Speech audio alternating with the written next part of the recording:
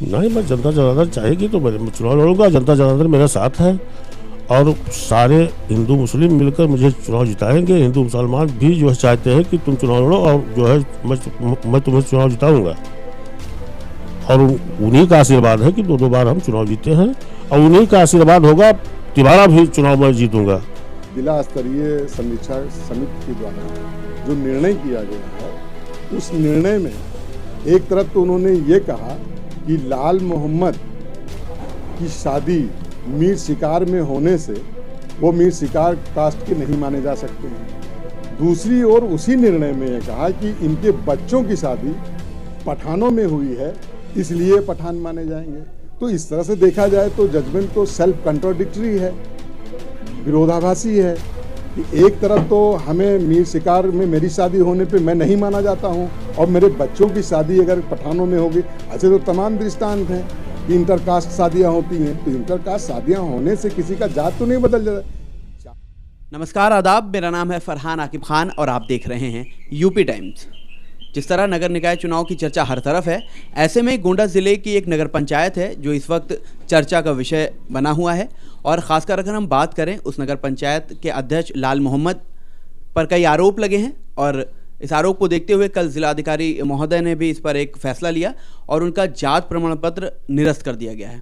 मामला है खरगूपुर नगर पंचायत का, जिसके अध्यक्ष हैं, चेयरमैन हैं लाल मोहम्मद जी। इन पर यह आरोप लगा कि कूटरचित तरीके से इन्होंने अपने जात प्रमाण पत्र को बदला और जो जिस जात से इन्होंने अपने आप को दिखाया था मीर शिकार, उसको बताया गया कि ये पठान जात से आते हैं, लेकिन गलत तरीके से इन्होंने इस जात प्रमाण पत्र को बनवाया था और चुनाव लड़ा और उसका फ़ायदा उठाया। इस पर कल जिलाधिकारी महोदय ने फैसला लिया है। इस वक्त हमारे साथ मौजूद हैं लाल मोहम्मद जी। जानते हैं इनसे कि आखिर जो आरोप इन पर लगे हैं वो सही हैं या अगर गलत हैं तो कैसे। लाल मोहम्मद जी, क्या कहना चाहेंगे इस पूरे आरोपों के बाद आप? ये आरोप निराधार गलत है। मैं जिस जात का हूँ, मैं शिकार ही जात का हूँ। एक चूँकि चुनाव है, राजनीतिक कारणवश एक राजनीतिक षड्यंत्र के तहत मेरे ऊपर जो आरोप लगा है ये गलत है। इसके पहले पूर्व जिलाधिकारी ने मेरा जो है प्रमाण पत्र बहाल किया था, लेकिन कुछ राजनीतिक दबाव के कारण मेरा जो है वो खारिज किया गया। मैं अपीलीय कोर्ट में जाकर जो है अपना अपील करूंगा और ईश्वर है, ईश्वर साक्षी है कि मुझे न्याय मिलेगा। और आप जाकर पूरा गांव, पूरे मोहल्ले, हर वार्ड में जाकर पूछ लीजिए मैं किस जात का हूँ, सारे लोग बताएंगे। मुझे और कुछ कहने की ज़रूरत नहीं है। अच्छा, आपने अपने गांव की बात की, तो जब आप पर यह आरोप लगा तो ये भी कहा गया कि इनकी जो रिश्तेदारी है ये सिर्फ पठानों में है, पठान जात से इनकी रिश्तेदारी है और जो मीर शिकार इन्होंने दिखाया वो गलत है। तो क्या रिश्तेदारी है आपकी? मेरा ससुराल भी जो है इसी जात में है, मेरे लड़के की ससुराल भी इसी जात में है, मेरे एक लड़की लखनऊ में आई है वो भी इसी जात में है। एक लड़की जो है वो लव मैरिज किया था, इसलिए जो है उसने पठान में शादी कर ली थी। और मेरी जो है सारी रिश्तेदारी इसी मीर शिकार जात में है। मेरे भाई की जो है ससुराल भी मीर शिकार में है।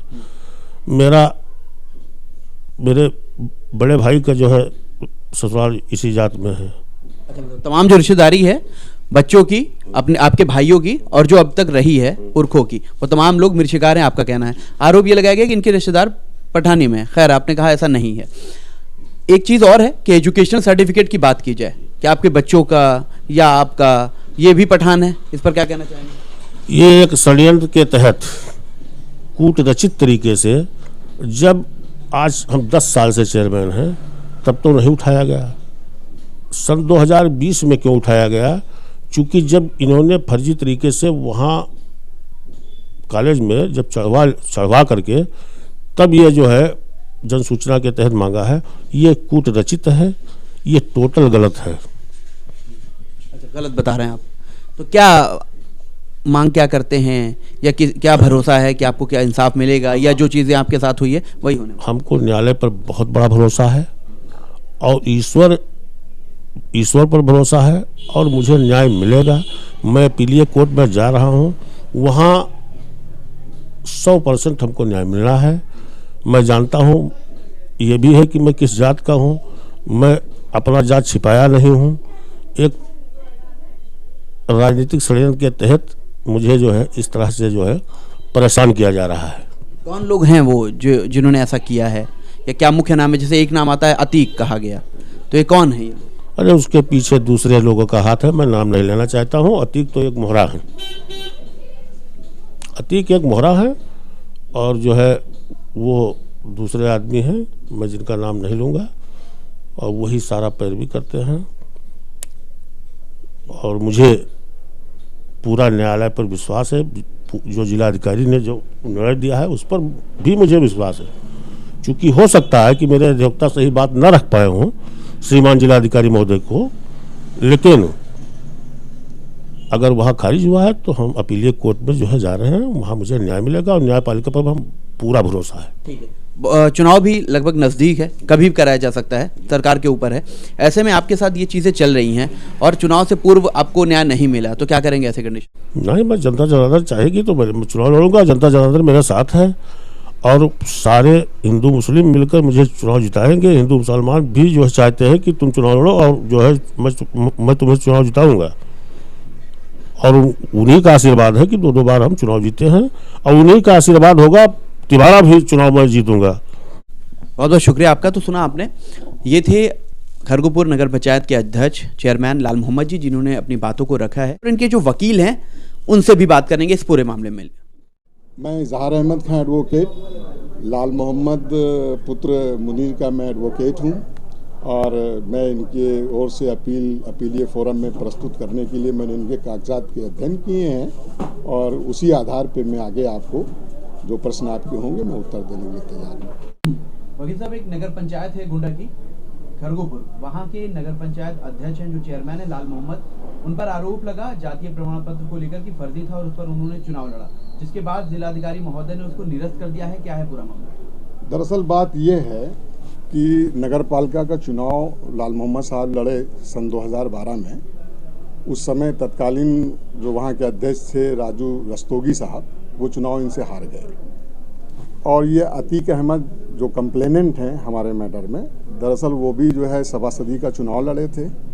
ये उनके ख़ास आदमी हैं, और इसी बात से उनके मन में कुछ रंजिश आ गई, और अतीक की तरफ से हमारे जो लाल मोहम्मद साहब हैं, इन्होंने 2/11/2017 को पिछड़ा वर्ग का जात प्रमाण पत्र ऑनलाइन करके प्राप्त किया था।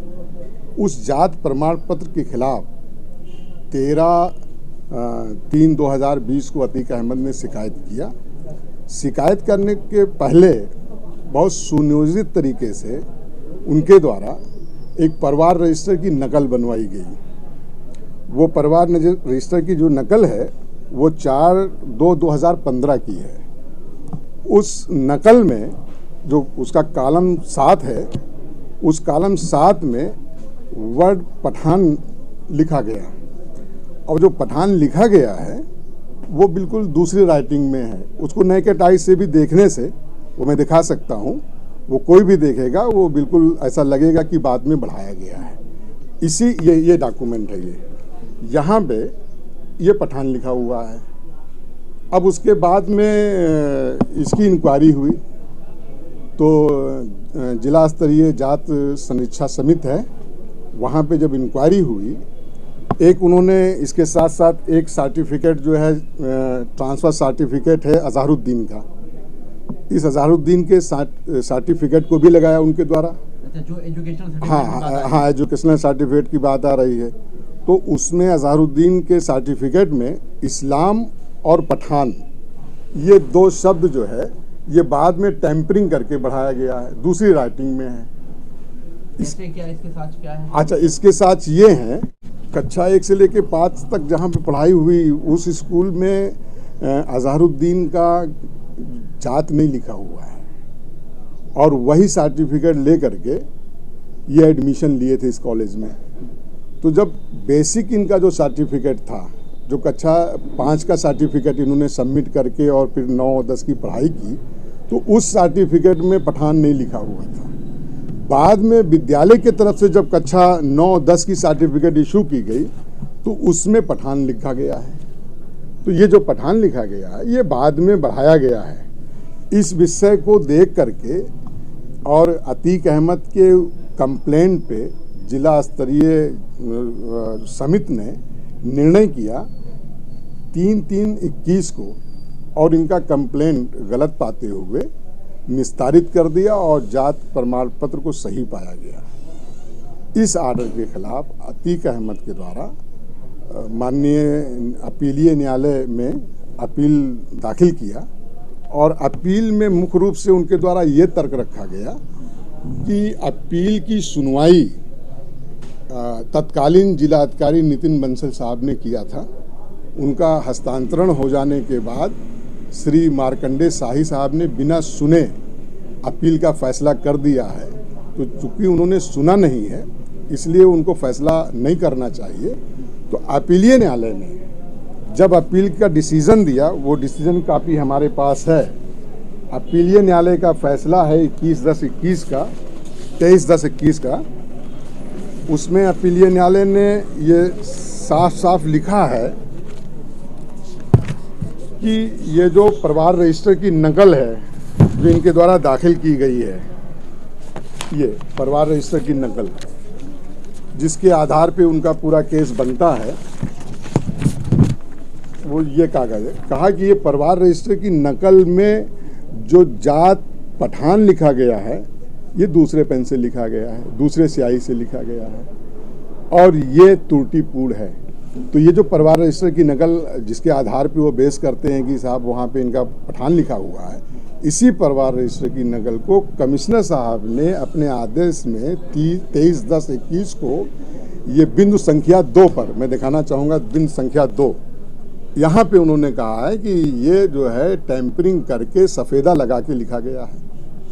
फिर उसके बाद आगे कहा कि ये ऑर्डर मैं इस आधार पे निरस्त कर रहा हूँ कि चूंकि मार्कंडे शाही साहब ने सुना नहीं था और फैसला कर दिया था, इसलिए हम इसको पत्रावली को रिमांड करते हैं जिला स्तरीय समिति को। और निर्देशित किया अपीलीय न्यायालय ने अपने जजमेंट में कि 2/11/17 के समय जिस जांच आख्या के आधार पर और जिन अभिलेखों के आधार पर इनका सर्टिफिकेट इशू हुआ है, उन जांच को और उन अभिलेखों को पुनः परीक्षण करके और पक्षों को सुन करके निर्णय करें। जब रिमांड होकर के वहाँ पत्रावली जाती है तो अपीलीय न्यायालय का जो निर्णय था, जो रिमांड ऑर्डर का निर्देश था, उससे ट्रैवल करके एक नया रिपोर्ट मंगाया जाता है। तहसीलदार और सब डिविजनल ऑफिसर का जॉइंट रिपोर्ट है। उस रिपोर्ट में भी तमाम मेरी ओर से तमाम लोगों ने बयान दर्ज कराए कि इनकी जात मीर शिकार है और ये मीर शिकार से पिछड़े वर्ग से आते हैं। इससे संबंधित पुरानी रिपोर्ट भी आपके पास है कुछ? हमारे पास इसके संबंध में पुरानी रिपोर्ट है। वो है, ये खुशबू बानो का है जो ट्रांसफ़र सर्टिफिकेट है, उसमें ये मीर शिकार लिखा हुआ है। इनका जो है जात प्रमाण पत्र बना हुआ है वो भी है। और एक बहुत महत्वपूर्ण कागज़ है जो इस विषय में दिखाना ज़रूरी है, ये है गृह कर असेसमेंट रजिस्टर 1967। ये सर्टिफाइड कॉपी है और इसके क्रमांक 381 पर मुनीर, ये मैं दिखाना चाहूँगा, मुनीर और उनकी जात मीर शिकार लिखा हुआ है। अब ये 67 का असेसमेंट रजिस्टर है। इस डॉक्यूमेंट के ही आधार पर हमारा जात सर्टिफिकेट इशू हुआ था। क्या जिलाधिकारी महोदय ने निरस्त किया है तो ऐसे सरकारी अभिलेखों को आधार नहीं माना? इन सब अभिलेखों की बारीकी से उन्होंने स्क्रूटनी नहीं किया, इन्हें नहीं देखा इनको। और कमिश्नर साहब ने जो अपने ऑर्डर में जिस परिवार रजिस्टर की रिपोर्ट को टेम्परिंग होना करार दिया था, उस परिवार रजिस्टर की रिपोर्ट को आधार बना करके निर्णय किया गया है। इस निर्णय के विरुद्ध हम लोग अपीलीय फोरम में अपील प्रस्तुत करने वाले हैं और हमें आशा और विश्वास है कि अपीलीय फोरम में हमें न्याय मिलेगा और जो नीचे गलती हुई है उसमें सुधार किया जाएगा। एक और बात निकल कर आई कि इनकी जो रिश्तेदारी है वो पठानों में है, मीर शिकार में नहीं है, क्या? हाँ, ये भी बड़ा रोचक प्रश्न है आपका। इसके बारे में मैं कहना चाहूँगा कि जिला स्तरीय समीक्षा समिति के द्वारा जो निर्णय किया गया है, उस निर्णय में एक तरफ तो उन्होंने ये कहा कि लाल मोहम्मद की शादी मीर शिकार में होने से वो मीर शिकार कास्ट के नहीं माने जा सकते हैं। दूसरी ओर उसी निर्णय में ये कहा कि इनके बच्चों की शादी पठानों में हुई है, इसलिए पठान माने जाएंगे। तो इस तरह से देखा जाए तो जजमेंट तो सेल्फ कंट्राडिक्टरी है, विरोधाभासी है कि एक तरफ तो हमें मीर शिकार में मेरी शादी होने पे मैं नहीं माना जाता हूँ और मेरे बच्चों की शादी अगर पठानों में होगी। अच्छा, तो तमाम दृष्टांत हैं कि इंटरकास्ट शादियाँ होती हैं, तो इंटरकास्ट शादियाँ होने से किसी का जात तो नहीं बदल जाता। जात का जहाँ तक स्टेटस है तो सुप्रीम कोर्ट ने 1994 में एक लीडिंग केस डिसाइड किया था, वो माधुरी पाटिल के नाम से है। और माधुरी पाटिल के केस में सुप्रीम कोर्ट ने स्टेट गवर्नमेंट को ये दिशा निर्देश दिया था कि इसके बारे में बहुत बारीकी से इसकी स्क्रूटनी की जाए और उसी जजमेंट के आधार पे शासनादेश जारी हुए और कहा कि लिविंग स्टैंडर्ड को देख करके उनके वो स्टेटस, सोशल स्टेटस को देख करके जात की जो है वो डिसाइड किया जाए। तो अगर कहीं किसी अभिलेख में, बाद के अभिलेख में, अब 67 से पुराना तो कोई अभिलेख किसी के पास नहीं है, जो मेरे पास है, मेरे क्लाइंट के पास है, उसे नहीं देखा गया। अब जहाँ तक मेरे 5वीं क्लास के मार्कशीट ट्रांसफ़र सर्टिफिकेट का प्रश्न है, वो भी मैं लगाया था, आपको बता दूं। उसमें भी जो सर्टिफिकेट है ये मैं दिखाना चाहूँगा, ये साफ साफ ये पठान जो लिखा हुआ है ये भी बिल्कुल दूसरी राइटिंग में लिखा हुआ है।